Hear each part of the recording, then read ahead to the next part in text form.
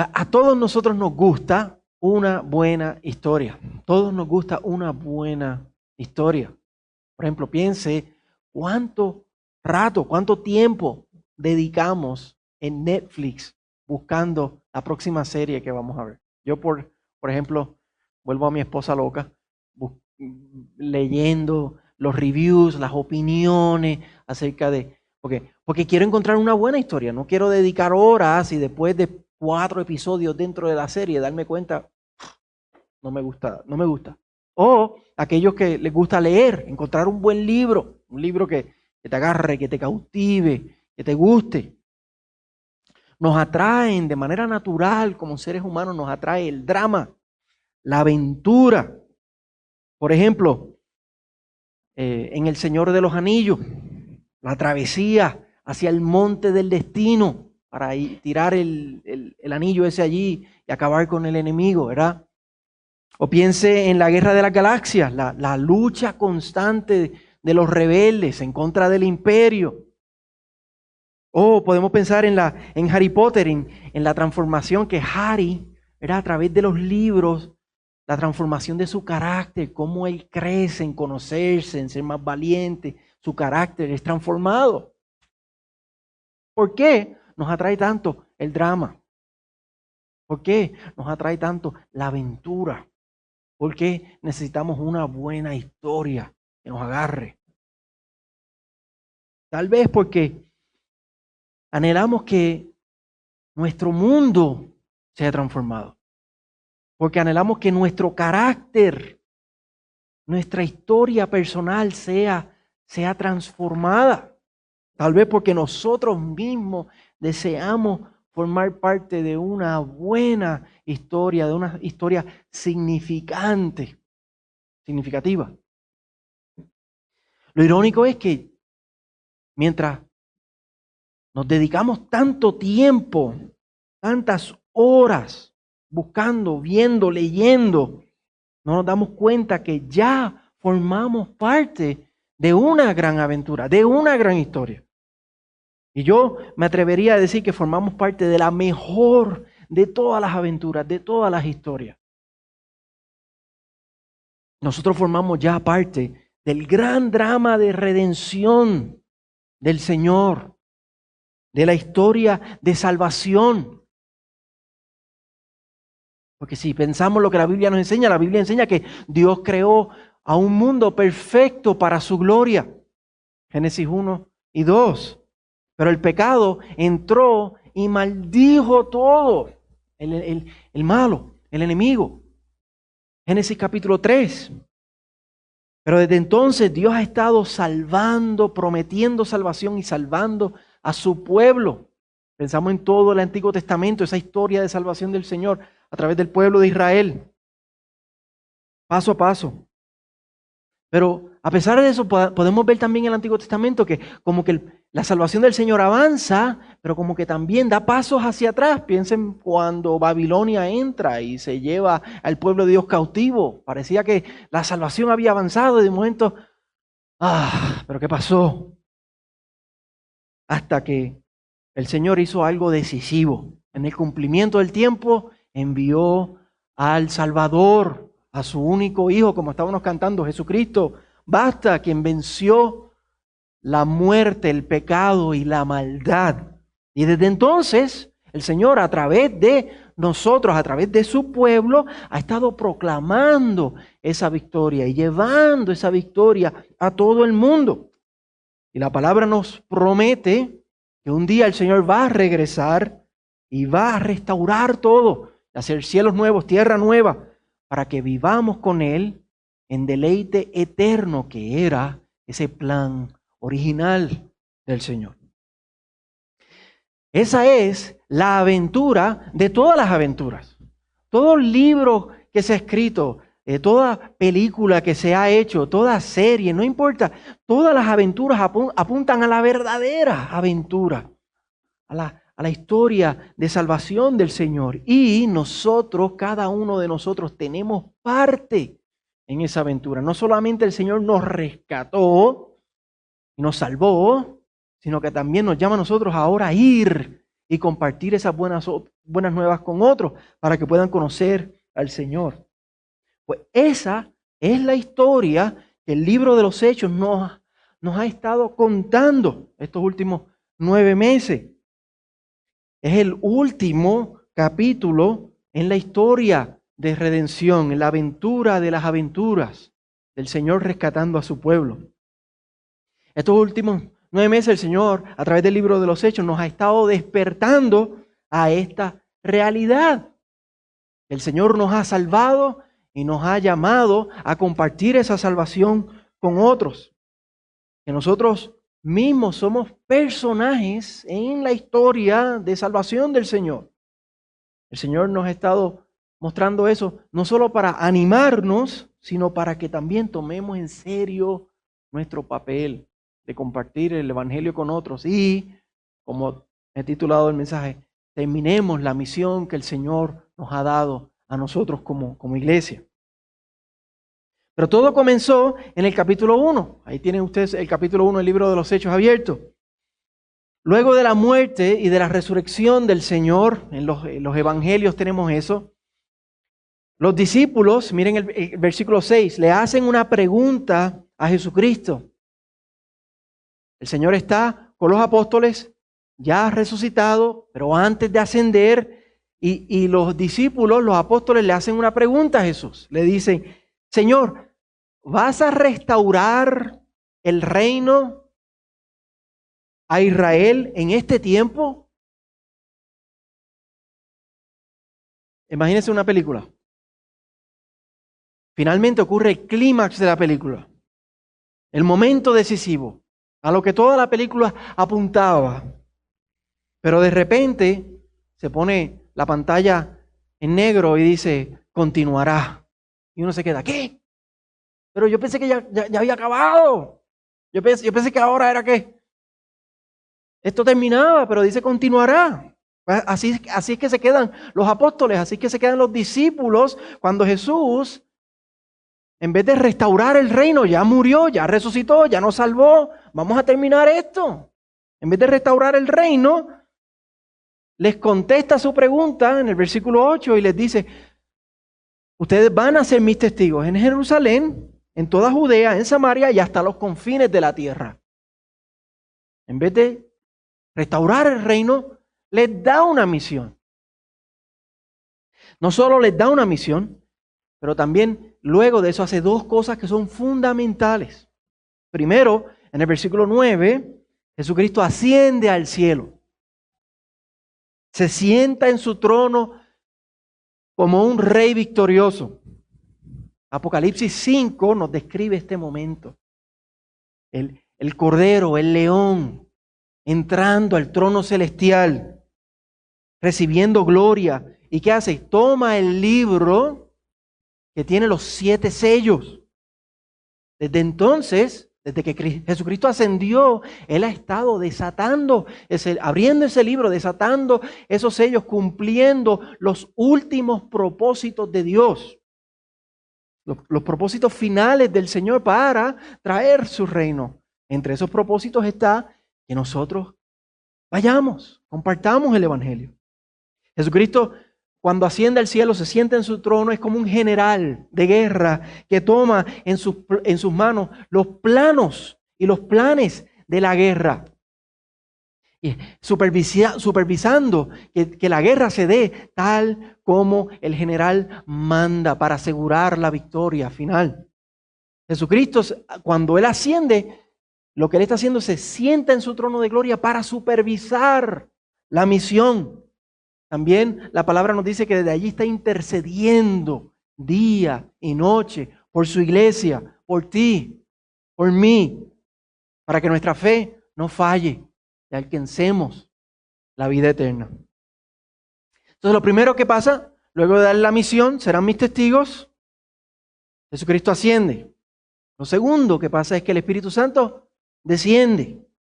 En el capítulo 2 el Espíritu Santo desciende y empodera a su pueblo para cumplir esa misión. Y allí, con esas dos cosas, una misión y Jesucristo ascendiendo, el Espíritu Santo descendiendo, 3 cosas. Todo arranca en el libro de los Hechos con esa base. Y sobre esa base, la misión en el libro de los Hechos se pone en marcha. Y a partir de allí vimos repetidas veces a través del libro 4 elementos fundamentales que describen la misión que el Señor le dejó a su iglesia. 4 realidades que comenzaron en el libro de los Hechos, pero todavía son realidades hoy. Que son realidades para nosotros hoy.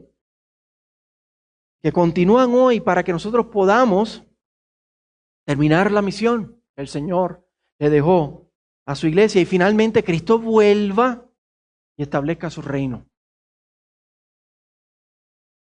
Toda buena historia tiene una misión y tiene un objetivo claro. Por ejemplo, en El Señor de los Anillos, la meta, el objetivo, la misión era destruir ese anillo para acabar con el poder del enemigo. Y así también el primer gran énfasis que vemos en el libro de los Hechos es la misión, compartir el Evangelio. Hacerlo con alegría, pero también hacerlo con valentía, hacerlo con denuedo. Vemos que tan pronto como el Espíritu Santo desciende en el capítulo 2, en el aposento alto y empodera a su iglesia, Pedro se levanta y es el primer testigo en anunciar el Evangelio. Miren el capítulo 2, vamos a empezar a leer. Quiero escuchar las páginas, las quiero escuchar. ¿Ok? Capítulo 2, miren el versículo 14. Pedro es el primero en anunciar el Evangelio. Entonces Pedro, poniéndose en pie con los 11 apóstoles, alzó la voz y les declaró: hombres de Judea y a todos los que viven en Jerusalén, sea esto de su conocimiento y presten atención a mis palabras. Brinquen al versículo 22. Jesús el Nazareno, varón confirmado por Dios entre ustedes con milagros, prodigios y señales que Dios hizo en medio de ustedes a través de él, tal como ustedes mismos saben, este fue entregado por el plan predeterminado y el previo conocimiento de Dios, y ustedes lo clavaron en una cruz por manos de impíos y lo mataron. Pero Dios lo resucitó, poniendo fin a la agonía de la muerte, puesto que no era posible que él quedara bajo el dominio de ella. Les predica el Evangelio. Jesucristo vino, vivió, murió, resucitó. Brinquen al versículo 38. Por tanto, arrepiéntanse y sean bautizados cada uno de ustedes en el nombre de Jesucristo para perdón de sus pecados y recibirán el don del Espíritu Santo. Pedro arranca la misión predicando. Y así se establece la iglesia en Jerusalén. Serán mis testigos en Jerusalén. Empezaron en Jerusalén. Luego en el capítulo 8 vemos que el Evangelio empieza a salir más allá, va saliendo de la ciudad. Y no solamente sale de la ciudad, sino también más allá del pueblo judío. Felipe le predica el Evangelio a un etíope que no era judío. Y este cree y es bautizado. A partir del capítulo 13, a través de los viajes misioneros de Pablo, el Evangelio comienza a incursionar entre las naciones.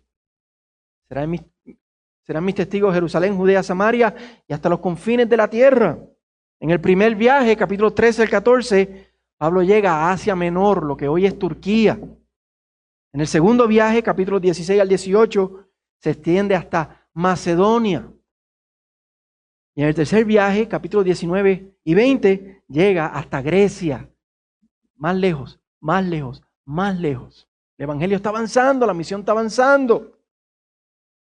Y al final del libro, como vimos la semana pasada, en el capítulo 28, vemos que Pablo llega a Roma, lo más lejos que ellos conocían, la ciudad más grande, más prestigiosa, central del primer siglo. Y Pablo predica el Evangelio allí, y a pesar de que está preso, predica el Evangelio con mucha libertad y con mucho fruto, vimos. Pero aunque el Evangelio llegó hasta Roma, la misión no ha terminado. 2000 años después la misión continúa. Ahora nos toca a nosotros. El batón está en nuestras manos. Nos toca a nosotros ahora imitar a Pedro, imitar a Felipe, imitar a Pablo y ser valientes. Tomar en serio el llamado del Señor de compartir el Evangelio. Sin olvidar que el Espíritu Santo no solo fue dado a ellos para empoderarlo a ellos, sino que nosotros como creyentes hemos sido bautizados con el Espíritu Santo y tenemos el poder de Dios para precisamente hacer eso, para compartir el Evangelio con otros. Toda buena historia tiene momentos de tensión, tiene momentos de dificultad. Piensa en la Guerra de las Galaxias, cuántas pérdidas, cuántos ataques constantes sufren los rebeldes en la Guerra de las Galaxias. Así también en el libro de los Hechos, una verdad que se repite vez tras vez. El Señor nos ha recordado estos 9 meses, es que el sufrimiento es parte de la misión. Y por tanto debemos estar dispuestos a sufrir. Desde el principio del libro, vemos que los apóstoles enfrentan oposición y dolor por causa del Evangelio. Empezando en Jerusalén, Pedro después, en el capítulo 3, después de sanar a un cojo, él predica con valentía el Evangelio y es arrestado junto a Juan. Vayan al capítulo 4. Es arrestado, nos dice capítulo 4, versículo 1 y 2. Mientras Pedro y Juan hablaban al pueblo, están predicando, se les echaron encima los sacerdotes, el capitán de la guardia del templo y los saduceos, indignados porque enseñaban al pueblo y anunciaban en Jesús la resurrección de entre los muertos. Predicar tiene un precio, sufrimiento. Y aún hoy es lo mismo. En el capítulo 5 vuelven a encarcelarlos. Y mira lo que dicen en el versículo 41 del capítulo 5.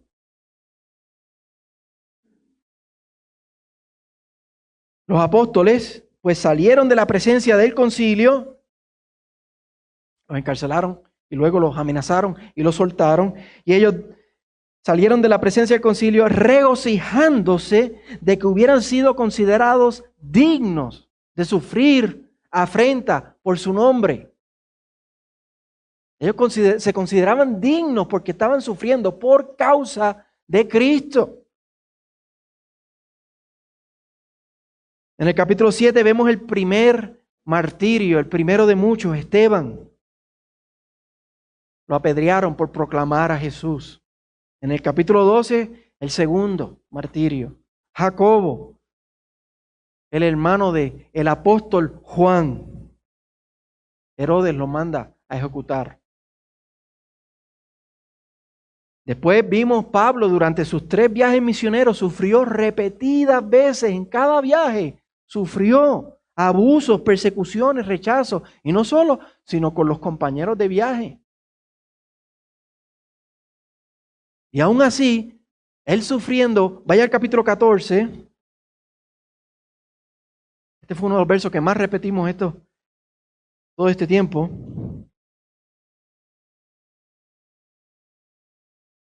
A la iglesia de Listra, en el capítulo 14, versículo 22, dice que fortaleciendo los ánimos de los discípulos de la iglesia allí en Listra, exhortándolos a que perseveraran en la fe y diciendo, es necesario que a través de muchas tribulaciones entremos en el reino de Dios. Es necesario que pasemos muchas dificultades de camino a entrar al reino de los cielos.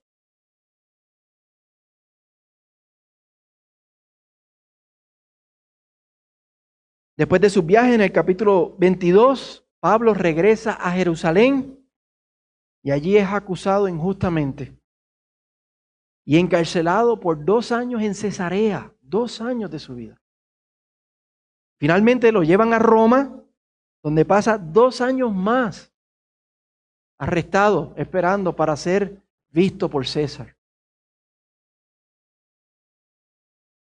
Pero no solo, eso no fue solo una realidad para los apóstoles, esto es una realidad todavía hoy para nosotros. Pablo le escribe a Timoteo desde la cárcel, en su segunda carta, que lo vimos esta semana en los devocionales de la iglesia, la última carta de Pablo, esperando a que le cortaran la cabeza en Roma. Y él le dice a Timoteo, todos los que quieren vivir piadosamente en Cristo Jesús serán perseguidos. Si tú quieres ser fiel al Señor, si tú quieres vivir piadosamente, vas a ser perseguido. ¿Cuántas cosas nosotros como creyentes sostenemos hoy que son de sentido común, que hoy el mundo, lo que es bueno, le llama malo?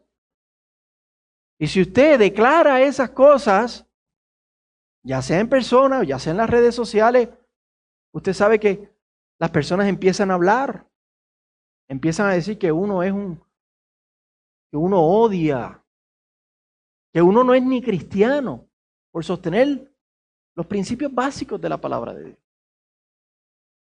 Tenemos que estar dispuestos, hermano, por declarar la verdad del Señor, por declarar el Evangelio, a ser perseguidos. Es parte de vivir en misión. Pero no olvidemos las palabras de Pablo a los romanos, cuando les dice, antes bien, en todas estas cosas, en sufrimientos, en persecuciones, en tribulaciones y hasta en la muerte, antes bien, en todas estas cosas somos más que vencedores. Aquí abajo no parece que somos más que vencedores, sentimos la presión, pero ante el Señor y de manera eterna somos más que vencedores. Por medio de aquel que nos amó. En toda buena aventura siempre hay una verdad que sostiene a los personajes cuando están pasando por momentos difíciles, cuando están pasando por momentos oscuros.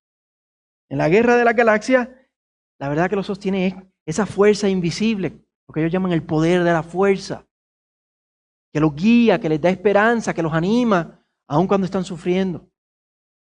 En el libro de los Hechos, esa verdad que da ánimo constante a la iglesia y que vimos otra vez repetidas veces, es que Dios es soberano. Es que Dios está en control minucioso y detallado de todas las circunstancias, por pequeña o por grande que sea. Cristo ascendió, está sentado en su trono celestial, está desatando esos sellos, está dirigiendo la historia, está cuidando su iglesia.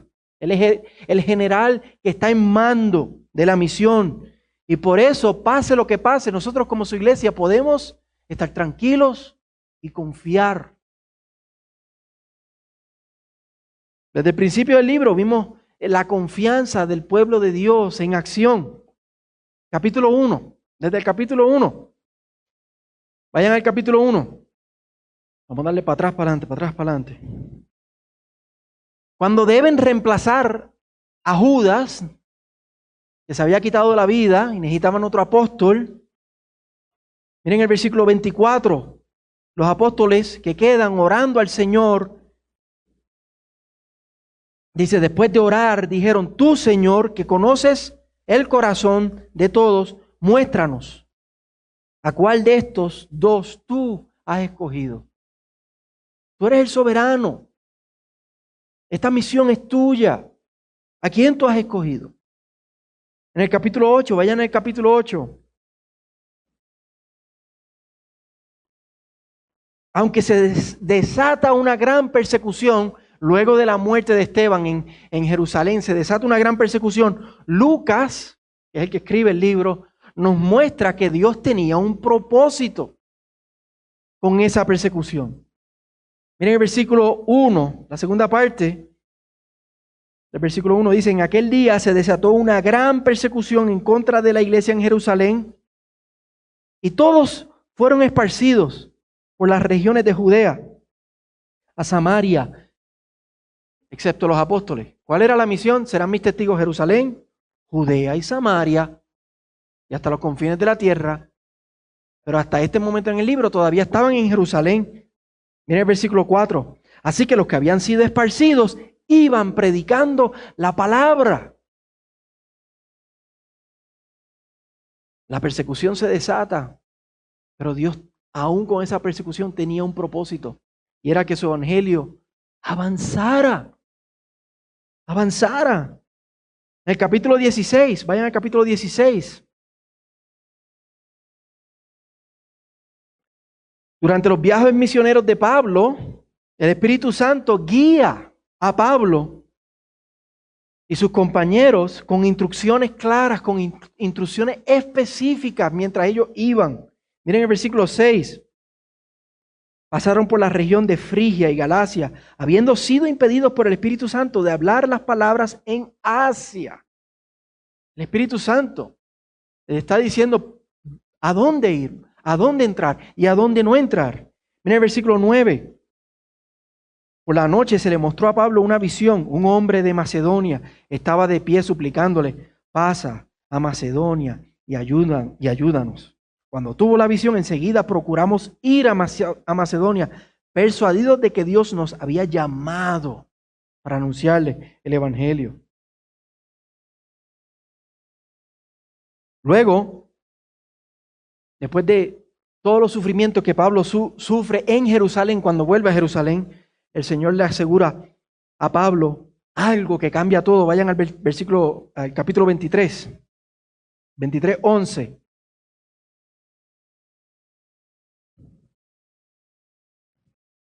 Pablo está en Jerusalén, está sufriendo en Jerusalén, le acaban de dar una pela que él dice: yo creo que yo no salgo de aquí de Jerusalén. Y dice el versículo 11, a la noche siguiente el Señor se le apareció a Pablo y le dijo: ten ánimo, porque como has testificado fielmente de mi causa en Jerusalén, así has de testificar también en Roma. Parece que no vas a salir de esta ciudad, pero te digo algo, vas a llegar hasta Roma.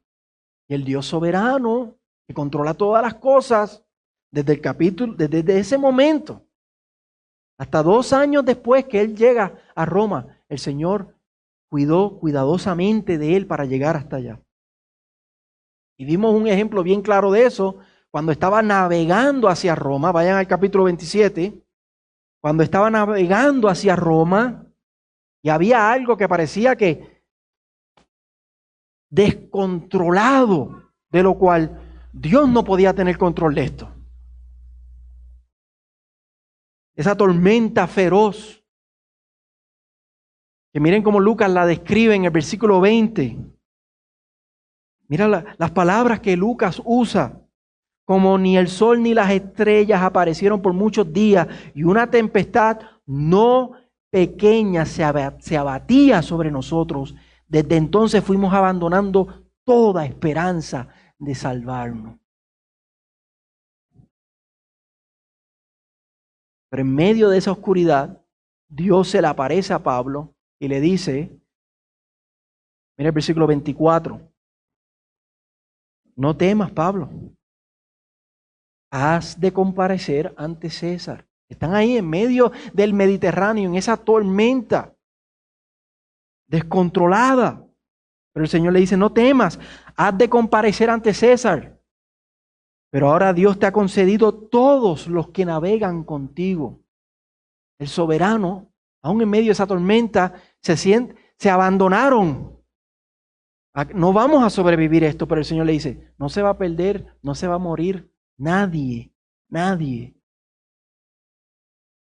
Por tanto, tengan buen ánimo, amigos, porque yo confío en Dios, Pablo diciendo, que acontecerá exactamente como se me dijo, porque es que Dios es así, Dios es soberano, Él es exacto, Él controla todo. Y así, aunque parecía imposible, como dice el versículo 26,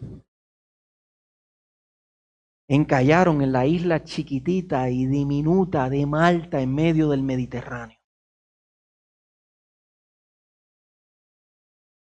Dios es soberano. Y aún hoy, Dios es soberano porque Él nunca cambia. Amén. El Cordero sigue sentado en su trono. Él gobierna con el mismo cuidado, con la misma exactitud, con detalle cuidadoso sobre nuestras vidas. Y Él hace que todo, absolutamente todo, como dice Romanos 8:28, todo obre para bien. ¿Cómo Él puede hacer que todo obre para bien si no fuera soberano? Es porque es soberano. Y nosotros hoy, como Pablo, en medio de aún las tormentas más fuertes de nuestra vida, podemos estar confiados. El Señor hará tal y como Él quiere. Y va a ser para nuestro bien y para su gloria. Y por eso vivimos tranquilos. Por eso podemos ser arriesgados y compartir el Evangelio a pesar del sufrimiento, porque nuestro Dios es soberano. Vivimos tranquilos bajo la sombra del Omnipotente. Eso es lo que significa vivir bajo la sombra del Omnipotente. Él es soberano. En toda buena aventura los personajes no solo enfrentan retos, también desarrollan lazos profundos entre ellos. Cuanto más avanzan en la historia y más sufren juntos, más crecen en unidad. Piense en Harry Potter, en los libros de Harry Potter, vemos que la amistad entre Harry y sus amigos se profundiza cada vez más. Y mientras vamos al próximo libro, profundiza aún más, fortalecida por las pruebas que han enfrentado juntos. Y así también en el libro de los Hechos, el cuarto énfasis que hemos visto es la comunión profunda que florece entre los hermanos en Cristo. Lo vimos desde el principio en Jerusalén. Vamos. Última vez, capítulo 1. Vayan para atrás. En Jerusalén, cuando los discípulos estaban unidos en oración, en el aposento alto, nos dice el versículo 14, todos estos estaban unánimes, entregados de continuo a la oración, junto con las mujeres y con María, la madre de Jesús, y con sus hermanos. Unánimes, orando, entregados continuamente. Vaya al capítulo 2. Allí nos describe cómo continúan perseverando juntos después de recibir al Espíritu Santo. Versículo 42. Y se dedicaban continuamente a las enseñanzas de los apóstoles, a la comunión, al partimiento del pan y a la oración. Miren el versículo 46. Día tras día continuaban unánimes en el templo y partiendo el pan en los hogares, comían juntos con alegría, con sencillez de corazón. Vaya al capítulo 15.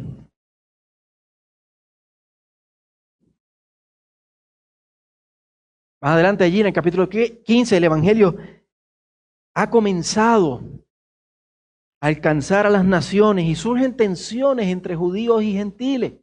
Antiguo Testamento, pueblo judío, pueblo de Israel se consideraba, ¿verdad?, el único pueblo de Dios, pero aquí Dios está haciendo algo nuevo. El Evangelio está yendo a las naciones y los judíos están, espérate, ¿qué significa eso?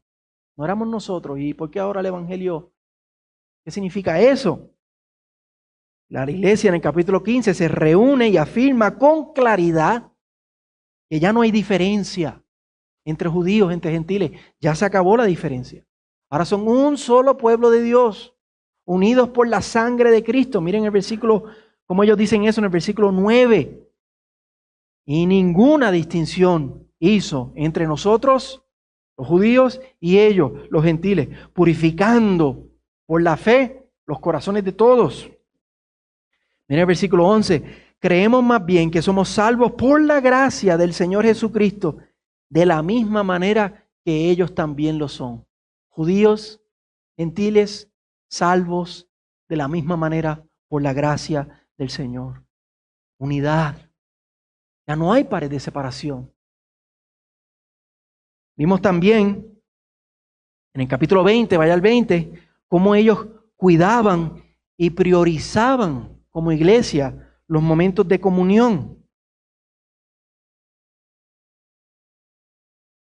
Al final del tercer viaje misionero de Pablo, Pablo se reúne con la iglesia de Troas y nos dice el versículo 7, el primer día de la semana, cuando estábamos reunidos para partir el pan, Pablo les hablaba pensando salir al día siguiente y prolongó su discurso hasta la medianoche. En el capítulo, más adelante, ahí mismo en el capítulo 20, cuando los ancianos de Éfeso se enteran que Pablo no va a volver, que Pablo en Jerusalén va a sufrir grandes sufrimientos. Nos dice el versículo 36, que cuando él se despide de ellos, dice, cuando Pablo terminó de hablar, se arrodilló y oró con todos ellos. Comenzaron todos a llorar desconsoladamente y abrazando a Pablo lo besaban. Miren el amor, miren la unidad, miren la comunión. Vayan al capítulo 28. Cuando Pablo llega a Roma, vimos la semana pasada que él nunca había conocido en persona a los hermanos de Roma. Nunca los había conocido. Pero sin haberlos conocido, ellos salen unas 40 millas al foro de Apio a recibirlo. Y mira cómo nos describe Lucas ese momento, versículo 15. Al tener noticia de nuestra llegada, los hermanos vinieron desde allá, desde Roma, 40 millas, a recibirnos hasta el foro de Apio y a las 3 tabernas. Y cuando Pablo los vio, dio gracias a Dios y cobró ánimo. Esta comunión que tenían ellos no fue solo para los apóstoles, no fue solamente para la iglesia del primer siglo. Es una característica del pueblo de Dios. Esto es un regalo del Señor para nosotros. Es para nuestro consuelo, es para nuestra bendición también. Porque cuando nosotros venimos al Señor, no simplemente somos conocidos entre nosotros, no simplemente somos amigos, ni siquiera solamente somos miembros de la iglesia, somos más que eso. Hay muchas familias hoy, familias de sangre.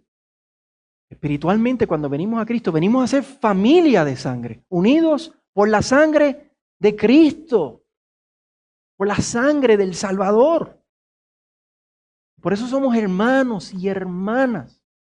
Y somos llamados a cultivar eso, a cuidar el tener comunión. Y por eso oportunidades como los días del Señor, o los miércoles de estudio bíblico, o el compartir que tenemos hoy después del servicio, tenemos que aprovechar eso y añorar eso. Porque así crecemos en unidad. Somos camaradas juntos en esta aventura, de aventuras que el Señor nos ha dado. Por eso tenemos que imitar la iglesia de los hechos y aprovechar esos tiempos y amarnos con sinceridad y añorar compartir juntos. En conclusión, hermanos, estamos viviendo, como dijimos abriendo, estamos viviendo la aventura de todas las aventuras. La aventura a la cual todas las otras aventuras apuntan, a la verdadera. Y nosotros, el Señor nos ha dado un papel, una parte en esta aventura, en el mejor libro, la mejor historia jamás escrita. Pero aún nos preguntamos, la misma pregunta que se hicieron los discípulos, le hicieron los discípulos a Jesús en el capítulo 1. ¿Cuándo? ¿Cuándo terminará la aventura? ¿Cuándo se acabará la serie? ¿Cuándo, Señor, vas a restaurar el reino? ¿Cuándo? La pregunta todavía queda. Y en la respuesta de Jesús a los discípulos, en el versículo 8, está la clave, está la respuesta. Él les dijo, serán mis testigos comenzando en Jerusalén hasta los confines de la tierra. ¿Cuándo acabará la aventura? Cuando terminemos la misión. Cuando terminemos la misión, entonces vendrá el fin. Mateo 24:14, y será predicado este evangelio del reino en todo el mundo para testimonio de todas las naciones, y entonces vendrá el fin. Palabras de Jesús. Cuando terminemos la misión, cuando llevemos el evangelio hasta los confines de la tierra, nos prediquemos a todas las naciones, entonces vendrá el fin. La misión comenzó, vimos el comienzo de esa misión en el libro de los Hechos, hace 2000 años. Pero aún no hemos terminado la misión. Ahora, la responsabilidad y el batón está en nuestras manos. Continuarla. Y este ha sido el llamado que el Señor nos ha hecho estos 9 meses, estos 41 sermones en el libro de los Hechos. A vivir en misión. A priorizar la misión. A terminar la misión. A sufrir por la misión, a confiar en el soberano y a tener comunión los unos con los otros mientras estamos viviendo en misión. Entonces vendrá el fin. Terminará la aventura y Cristo restaurará su reino. Así nos ayuda el Señor.